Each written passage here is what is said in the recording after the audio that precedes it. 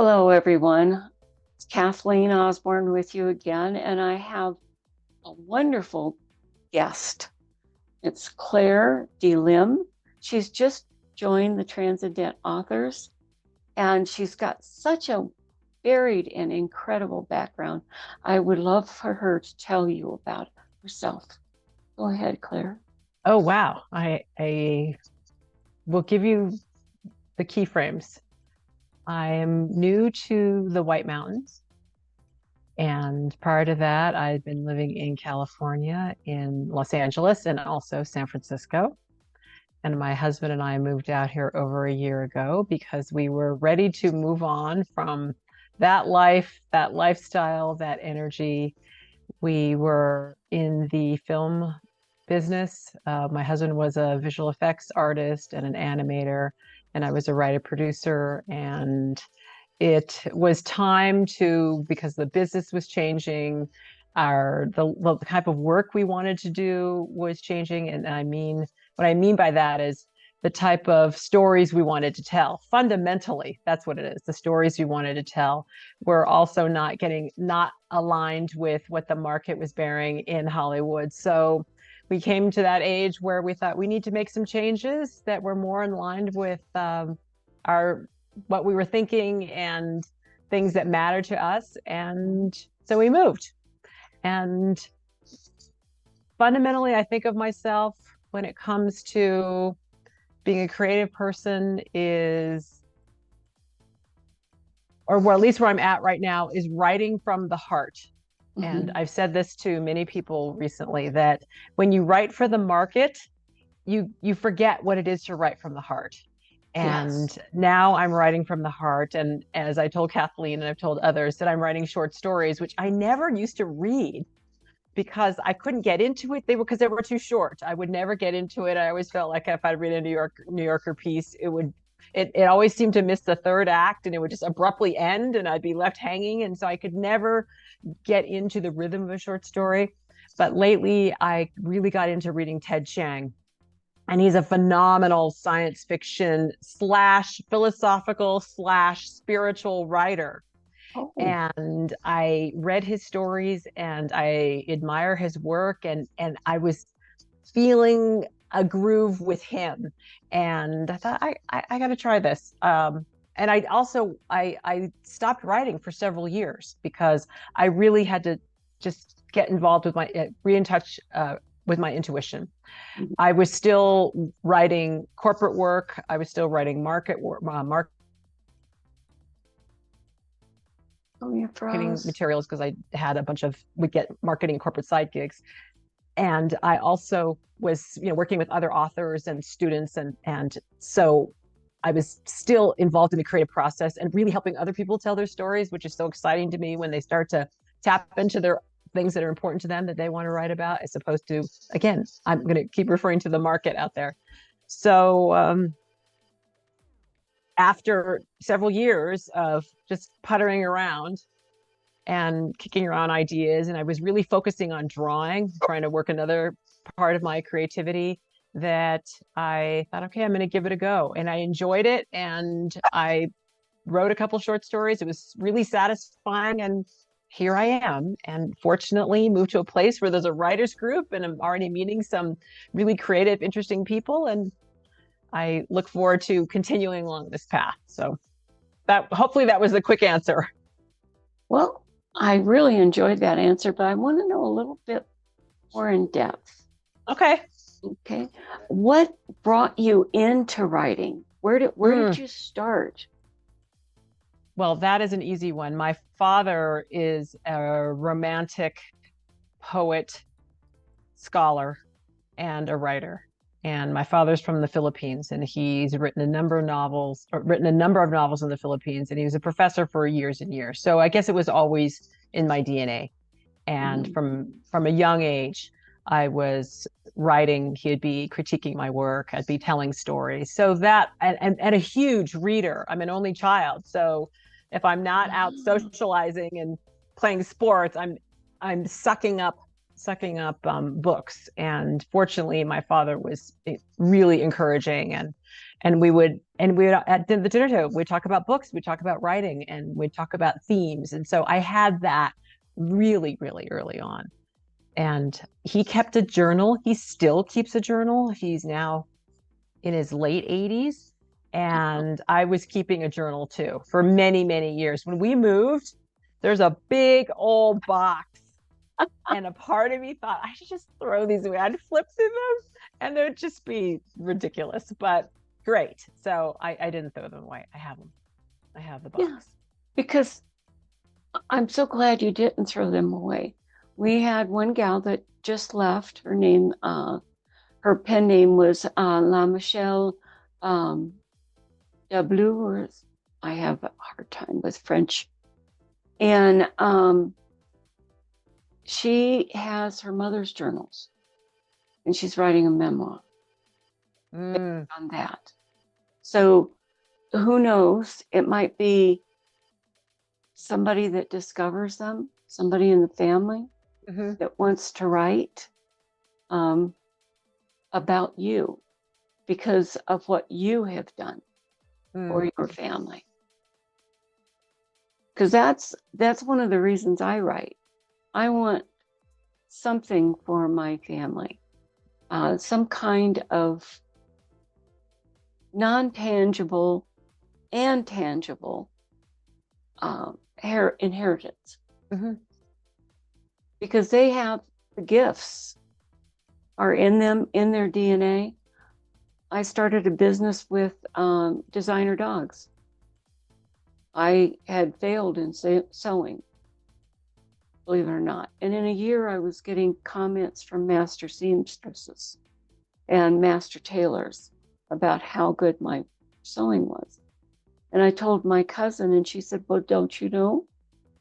Our whole line on mother's side was seamstresses, master seamstresses. So it flowed through the blood. So what you have came from your father. What you pass down is going to be a rich heritage, incredible heritage. Now, tell me how you got into films. Films? Let's see. Also, my parents, they were huge movie buffs, and there's a big joke amongst our family, which is my mother was pregnant with me when she and my father saw Psycho. Oh. And during the shower scene, apparently I was kicking like crazy. So I said, see, even then I'm already getting traumatized by Hitchcock in utero. And it has stuck with me ever since. So they were huge movie fans. They probably took me to every inappropriate movie in the late 60s and the 70s. The No Babysitters, I was seeing all sorts of things that right now, if I knew someone was taking their child to that movie at that age, I'd think, oh, I need to call social services. There's something wrong here with why you're taking them to that movie. But I saw it all. And so again, a huge, very rich background in film because I saw it at such a young age. And as I progressed as an adult and in my education, that progressed as well. So it was as if writing and film were on parallel tracks. And then when I got out of college, when I graduated from college, then I knew I just wanted to make movies. And so I went to UCLA Film School and got my MFA there. And then that was its own track. And it's been an interesting ride because there's filmmaking and then there's movie making. And it hasn't been easy. There was a lot of struggles because I really wanted to be a producer and a director and made many shorts and I worked corporate. I worked when I lived in San Francisco for about 10 years. I did a lot of corporate producing. So that is its own thing. Oh, yes.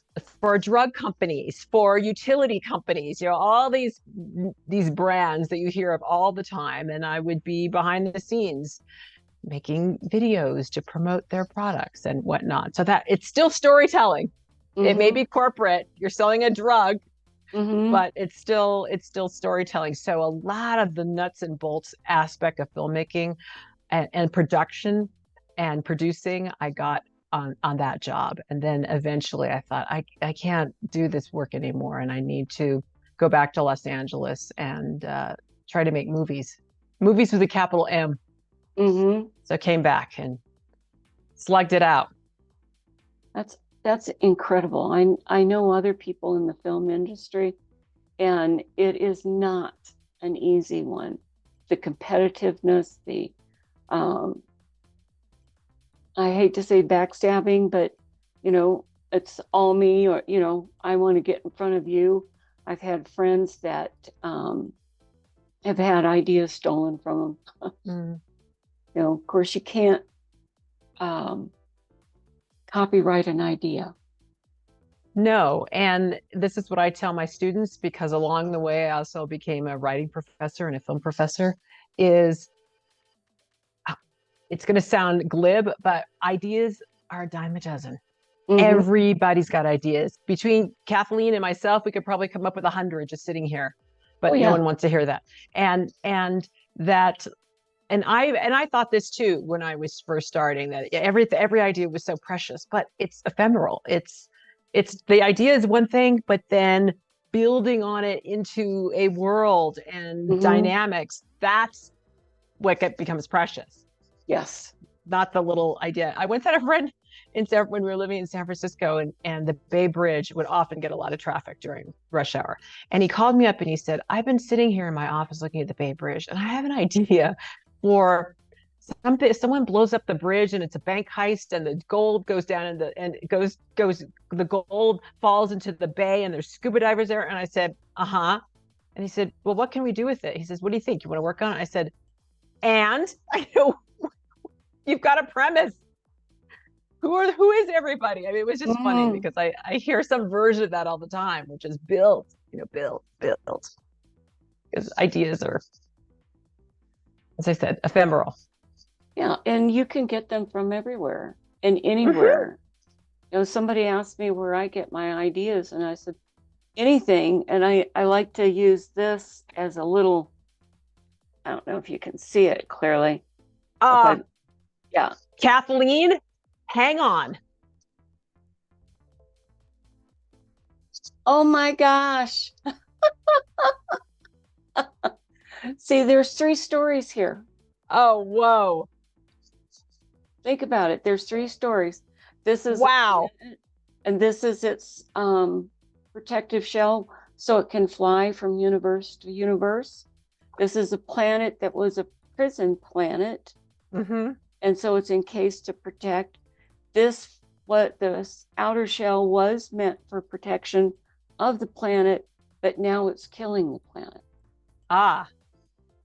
So I saw that and I thought, oh, I gotta have more. That. Yeah. The synchronicity here is just great. Oh, I that's why I love writing, and let me ask you this. What appeals to you most about science fiction? I have to think back to some of my favorite books. So the world building and then the metaphor. And I'm going to cite one of my favorites, which is Player of Games, Ian Banks. And it's a metaphor that is, and being able to take, instead of being on the nose with real life or contemporary life, creating this other world where you can make you could establish all the critiques and the positives and the negatives in a way that's just, you just haven't seen before. And when it gets fantastical in the way that science fiction, it just expands those themes even more. The other book that I read ages ago that I love is Altered Carbon by Richard Morgan. And he was being able to deal with consciousness and conscious, it's old news now, but he wrote it in such a way, being able to take consciousness and the transhumanisms, that's what they want to do. They want to upload their consciousness. So things like that, it's just pushing it to the edge of technology and in a whole other atmosphere. It's really it's remarkable, and it takes it out of the mundane. And I don't mean mundane as in boring, but the mundane that we live in, and also just extrapolating a future. And the one thing that that's really incredible to me about science fiction. So I couldn't agree That's just more. one of the things I love. There's so many. I know I like science fiction because of the world building, because you get to create, and in a sense, you're a god for all of these characters that you're writing about. And you can have them do anything. There is nothing they can't do. Whereas in real life, you could never do anything like that. But over the years, people have read science fiction and created things that we never thought would happen. It's, and we had electrical cars in the 1880s. Did you know that? And we had gas cars in the 1880s. But the gas went out. But it was also in dreams, in people's dreams, in people's books. Our submarines. The thought of robotics, AI, Osmanov wrote about all those years ago. And now we're seeing it. We're back on the moon again. Yeah. I don't think we should have ever left, but that's you. The idea right now that I'm enthralled with is the simulation theory. And are we living in a simulation? And the woman who wrote Station 11, I just finished Mendel. She's got a name like St. John Mendel. And she I just finished The Sea of Tranquility, where she's talking not only about the space-time continuum, which I also love. I mean, all the Terminator, I'm in. The person from the future has to come back. All that stuff I love. And I never get tired of it. But she did it in a really interesting way, at the same time dealt with the simulation theory, which is something that's fascinating and frightening. And I was just talking to my husband about it. I said, are we all living in Sims? We're all living in somebody's sim game. And that's really fascinating to me. And maybe and I've been thinking about writing something along those lines, but it's percolating in there somewhere. Well, it's like I once worked with a woman at a church that I was the senior pastor's secretary. And she was very devout. She said, nothing says that there wasn't, you can't say there wasn't dinosaurs, and it's not because of the bones. But how many times has God put man on this earth? He just said this last time that he was never going to use water again. So did he use it before? So when I look at that, and then I look at space, it's like, oh my gosh, why couldn't he have gone to another planet and done the same thing? There's no limits, nothing. And now I got to ask you this. Have you ever written anything else other than science fiction in your short stories? I have. Well, if I'm going to count all the different genres of screenplays I've written.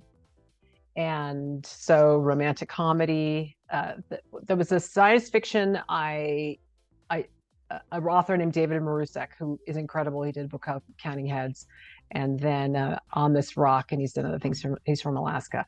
And I had optioned his book and wrote a pilot and pitched it all around town. It cost way too much money, and I wasn't big enough to be able to get it off the ground. And thriller, a psychological thriller and mystery. I'm massive, aside from science fiction, every British crime, those were the books that I grew up with. All crime books, starting with the Americans, Rex Stout, Ellery Queen, all those detectives, and then I went into the Dorothy Sayers and Agatha Christie, and still going down that path. So for a while I was writing thrillers, and let's see, what else did I write? Thrillers. I'd done some comedies, but this is the interesting thing about, and probably what all your other authors or what any author experiences, is that particularly in Hollywood, you got to stick to a genre. Because if you can write, just because you can write a bunch of genres, you don't get known for writing any genre. Yes. So that was a problem for me, because I liked writing a bunch of genres and I could write them, but then I figured that out, that I got to stick this one path. And so, yeah, lots of variation in the genre world, but now I seem to be focusing on, it is moving in toward literary fiction, but I'm very much exploring some of these things we're talking about. Again, Ted Chiang is kind of my role model at the moment, because he is mixing ancient civilization. That one story he has in Exhalation, which I believe is about building the Tower to Babylon.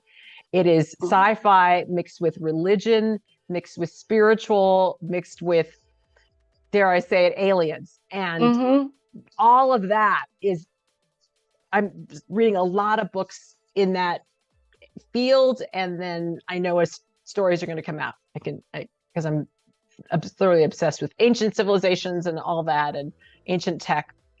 It's going to happen. Oh, I believe it. I had lunch with a friend on Saturday, and that night she was going with some friends out to Bishop, and they were, Winslow, and they were going to go off road and look for aliens, alien watch time. And I'm like, call me when you get home. Now, I was going to ask you, why did you guys pick Snowflake to move to? I'm looking over there at my husband. We initially wanted to, Oregon was our first pick, and Oregon, it didn't work out for a multitude of reasons. And then he just started doing the research about the weather and wanting to buy off-grid property because we wanted to build something. And he has more of the details. I kind of went along for the ride, but I just wanted to make sure that we didn't live in an area too far away from any place and not near a flood zone. So those were my parameters. I studied for 3 years. I did in-depth analysis to find this place. We had driven through it to see our son in Oklahoma, but and we were drawn to it. One of the wonderful things about this area you'll find is the kids stay. They don't. Some of them will move out, but they come back. I've noticed that. My vet came back. An RN I met came back. It's really interesting how that is the case. Another big one was the aquifer. There's a big aquifer here, right? And it's not gonna drain out like what's going on in Phoenix. So but at the same time, you need to be careful that you still are careful with your water, because an aquifer can run out, and we haven't been getting the snow. Right. So we pray for snow. We didn't have enough this time. Yeah, we have enough this time. So how long have you and your husband been married? We just celebrated our 30th anniversary, believe it or not. Hey, congratulations. Thank you. When was your anniversary date? It was the 8th. And actually this Organite pyramid was our gift to each other to commemorate. So it's here on our table. We don't have our own offices yet, so we're working on a table. So it's in the center. So, now you told me once that you were building a tiny home. Yes, we are currently on the Snowflake property. He is in the process of, it's going to be tiny, but there's also going to be outbuildings. So we're not going to be confined to to the small space. I mean, at least that's the plan. Mm-hmm. We're flexible about things. I mean, that's the one beauty about being up here is that we have options, and we no longer really have to, we know where we want to go, but the path can be all over the place as long as we know what the end point might be. Again, might be. I wanted to ask, are you also an artist? In the sense of as in painting and drawing and things like that, I don't know. No, I am not. I've been learning because one of the places that I taught at was FIDM, and there was it was everything from fashion to product design and product development, and I taught in the general studies and the film department and digital media.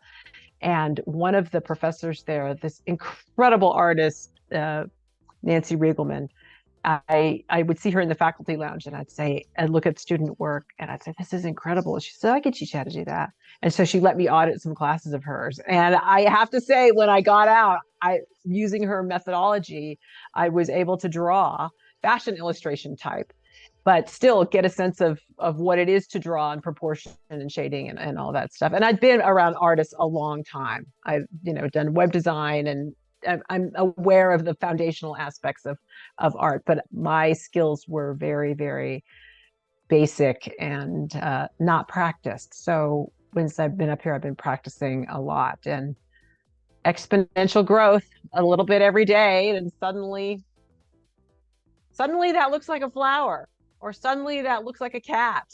Mm-hmm. Well, you've been to the Art Alliance and walked through and seen the different artists, and they use all mediums up here. Yeah, it's beautiful. Yeah, just amazed me when I moved up here. And inspiring to see the level of creativity and how what I really appreciate is how people are using the land and using the location to inspire their art. And you don't normally see that in one space. I mean, obviously we're all in the same place on Penrod, but it's been wonderful to see that. Like, oh, someone's using that, and there's a reference to whatever art rock or whatever petroglyphs, and that's really fascinating to me, inspiring to see. What plans do you have for your future? Oh my goodness, Kathleen, that is such a weighty, if not fraught, question. Well, there's a couple things. I do know that when I moved up here, and I've been talking about intuition a lot, that I see myself as in a different chapter where I want to do something meaningful and help people do something meaningful.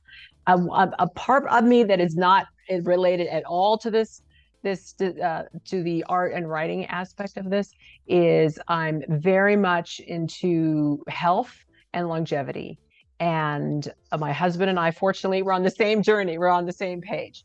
So part of this doing things that are meaningful and will help people is that I'm redoing my yoga certification. So in between writing and doing whatever, I've been teaching yoga in Lakeside. And that is something that is also meaningful because I enjoy it, and it's not teaching students and not dealing with plagiarism, which is really no fun, takes all the fun out of teaching, and helping people progress in their bodies and being more connected. That's always been part of my life path. So that life path is becoming more front and center these days. So doing that, and ultimately, I would love to have some place for, meditation, and again, for people to connect with their health, because just this my tiny little soapbox. There's, the medical industry sends you down one path, but there are other paths. So yeah, for many years, my husband and I have been exploring that other path to very positive. We've turned around a lot of our health issues, and we hope to be able to spread some of that wisdom that we picked up to other people. And And then when it comes to writing, it really is exploring things that I've learned in my own wisdom and knowledge, and putting them in stories, and touching people in a different way. If I'm not going to impact people or connect with people in that physical way, and in the way yoga is, then it's through intellectual, mental knowledge stimulation, if someone wants to go there with me and read my work. So that's where I'm at. So appropriately, connection. Ultimately, it's about connection. However I can make that. Well, that is incredible. I love yoga. Not that I've done it for years, but I did it. That's the only way I could stand on my head. You should come to class, Kathleen, when you're ready, when you're healed from your. Yeah, I was just thinking that. But, I think that's a good segue for us to draw to a close, because we know now what your future is going to be. It's going to be to connect to the people around you and to strengthen and build them and yourself. You put that beautifully. You synthesized that in a terrific way. Thank you, Kathleen. You are so welcome. And I am so glad you've come to join us. It was a God moment. Wow. Truly. That means a lot. Thank you. You're so welcome. And I can't wait to read your stories. Okay. I look forward to reading everybody else's stories and helping however I can. Awesome. Thank you again for joining us.